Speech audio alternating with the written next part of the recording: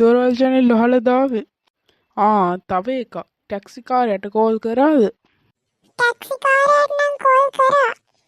දෙයියනේ දොරවල් වැහුවේ නැද්ද? ඉන්න මං ගිහිල්ලා වහලා එන්නම්. මේ පාර ටැක්සි කාරයා ඇවිල්ලා මහත්තයා තව වෙලා යයිද පුතා එන්න? මේ දොරවල් වහන්න ගියේ. හොඳට සල්ලි තියෙන ගයක් වගේ. ලොකු ගාණක් කඩා ගන්න පුළුවන්. මේක මොනවද අපේ ගෙවල් දිහා බලන් කරන්නේ? ගෙදර කවුරුත් නැතිව වහගවන්න හොඳ නෑ. නැත්තම් රැට ඇවිල්ලා ගේ බිඳයි. අයියෝ මේ කාලකන්ණි පූසත් දැම්ම රිංගුවනේ ගේ ඇතුළට. පූසා රිංගලා.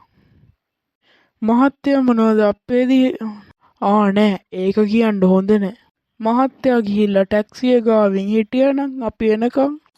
නෑ එහෙම ඕනේ. අපි කට්ටියම යමු. ඔය පුතා ගියේ තාත්තට යන්නම් කියලා එන්න.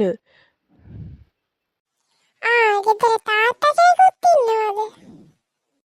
ඔව් තාත්තා කිව්වට වයසත් නෑ. අවුරුදු 55ක් විතර. අපි වගේ නෙමෙයි හොඳට ඇඟපත එහෙම තියෙනවා. ඔය පුතා ගියේ තාත්තට යන්නම් කියලා එන්න. එහෙමද? ඔය පුතාවේ තාත්තේ මම උඩට යනකොට අර නාකි බල්ලා හොඳට වණීපි උඩ තට්ටුවේ. මං දුන්න තාත්තේ කොස්සෙන් පාරවල් දෙක තුනක් ඕක දැනගන්න එපා අපි කොයි හරි අඩිය එළියට වෙලා ඉන්න. මේ යනවා නිදියන්න. මොනවද පුතා ඔය කියවන්නේ? අම්බේ මේ ගෙදර මිනිස්සු යක්කුද මන්ද?